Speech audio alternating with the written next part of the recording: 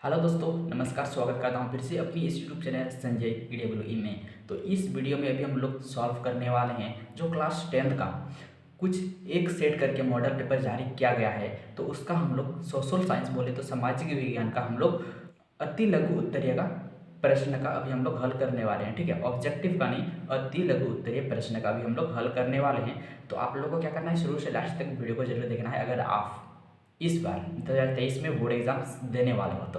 और अगर आप नहीं दे रहे हो तो अगर आपका कोई रिलेटिव है तो उसके पास ये वीडियो शेयर ज़रूर करिएगा। तो चलिए हम लोग अपना वीडियो शुरू करते हैं। तो देखिए, सबसे पहले हम लोग का एक नंबर का सवाल है जो हम लोग को सिर्फ क्या करना है, एक नंबर का सवाल है। एक नंबर से मतलब 7 नंबर के बीच, ठीक है, 1 से 7 के बीच जो 2 मार्क्स का हम लोग को पूछा जाएगा।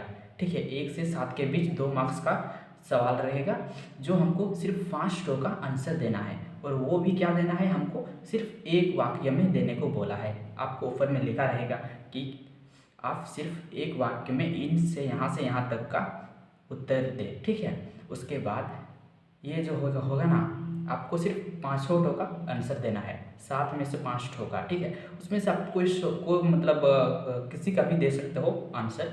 तो चलिए हम लोग अपना शुरू करते हैं। हम लोग सारे प्रश्न को हल करेंगे, मतलब 1 से 7 तक के, और इसमें से आपको जो भी 5 ठो का देना है आप दे सकते हो। ठीक है, तो हम लोग का पहला सवाल है वो है, विनय सम्मेलन के मेज़बानी किसने की थी। आप अपने मॉडल पेपर का जो सेट है उसको डाउनलोड करके आप उसको अपने कॉपी में नोट कर लीजिएगा, आप उसको मिलाते जाइएगा और उसमें आंसर लिखते जाइएगा। तो पहला क्वेश्चन वो है कि वीना सम्मेलन की मेज़बानी किसने की थी।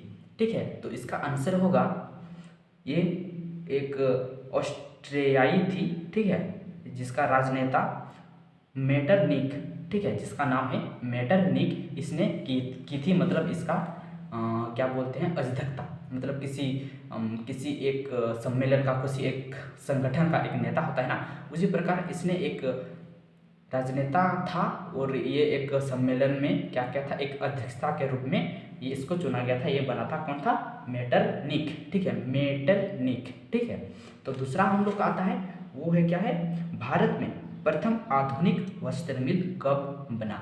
ठीक है, हम लोग का भारत में आधुनिक सबसे पहले, ठीक है, सबसे पहले आधुनिक वस्त्र मिल कब बना। तो ये हम लोग का बना था 1854 में। ठीक है, तो आप लोग नोट करते जाइएगा और मैं आप सबको बताते जाऊंगा। तो और तीसरा नंबर का है कि खरीफ फसल किसे कहते हैं।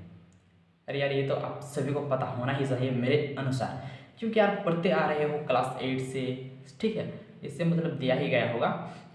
तो मैं आप सबको बता देता हूँ कि खरीफ फसल क्या कहता है। सिर्फ एक वाक्य में हमको आंसर इसका देना है, 1 से 7 तक के प्रश्नों का। ठीक है, तो खरीफ फसल उसको कहा जाता है इसको जून जुलाई में बोया जाता है और अक्टूबर के आसपास इसकी मतलब कटाई होती है। तो आपको पता ही है कि जून जुलाई में हम लोग क्या करते हैं, क्या लगाते हैं, और अक्टूबर के आसपास हम लोग क्या काटते हैं। तो अगला क्वेश्चन से हम लोग का वो है, लोकतंत्र की 2 चुनौतियों को लिखें। ठीक है, लोकतंत्र का हम लोग को यहाँ 2 चुनौती लिखना है कि लोकतंत्र जो है उनके सामने क्या क्या चुनौतियाँ आती है। तो उसका हमको 2 पॉइंट लिखना है कि क्या क्या चुनौती है। तो पहला है जातिवाद और सांप्रदायिकता। ठीक है, पहला है जातिवाद और सांप्रदायिकता, और दूसरा है वो है असामाजिक तत्व की भूमिका। ठीक है, दूसरा है असामाजिक तत्व की भूमिका। ठीक है, समझ में आया आप सबको, आप नोट करते जाइएगा। तो अगला क्वेश्चन से हम लोग का वो है, समवर्ती सूची के अंतर्गत कौन कौन से विषय आते हैं। ठीक है, ये क्वेश्चन से आप मिला लीजिएगा और इसका आंसर लिख लीजिएगा कि समवर्ती सूची के अंतर्गत कौन कौन से विषय आते हैं। तो पहला है शिक्षा, मतलब इसमें 5 विषय हैं। ठीक है, 5 विषय, शिक्षा, नाप तोल, उसके बाद वन, उसके बाद वन्यजीव, उसके बाद पक्षियों का संरक्षण। ये 5 विषय इसमें शामिल हैं। ठीक है, तो अगला प्रश्न है हम लोग का वो है, मुद्रा को विनिमय का माध्यम क्यों कहा गया है।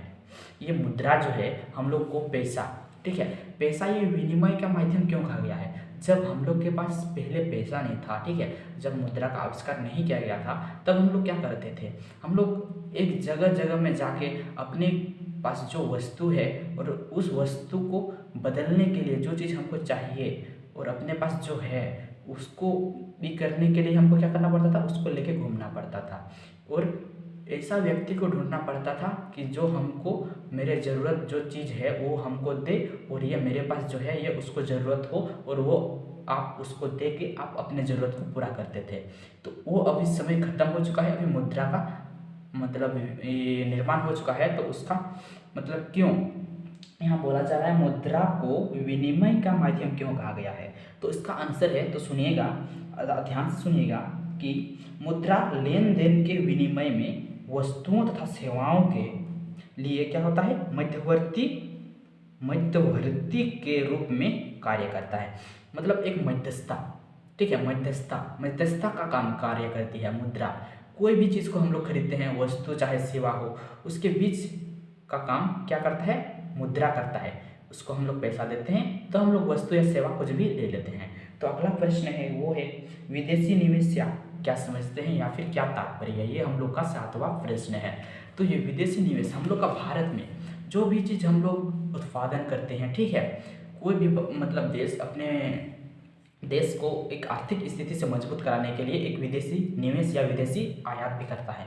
विदेशी निवेश का मतलब क्या होता है, जो भी हमारे भारत में बनता है, ठीक है, जो भी चीज़ हमारे भारत में बनता है, जो भी सामान बनता है, उसको जब हम विदेश में सप्लाई करते हैं, मतलब विदेश भेजते हैं, तो उसी को हम लोग विदेशी निवेश कहते हैं। और वहाँ से जो हमको पूंजी मिलता है, ठीक है, उसको हमारे आर्थिक स्थिति में भी बहुत ही योगदान रहता है, ठीक है। विदेशी मुद्रा, तो इसको हम लोग क्या बोलें कि भारत कोई भी देश अपने अंदर कोई भी चीज़ का निर्माण करता है तो उसका अगर वो विदेशी में मतलब अपने देश के बाहर निर्यात करता है, ठीक है, भेजता है, तो उसी को हम लोग कहते हैं विदेशी निवेश, ठीक है।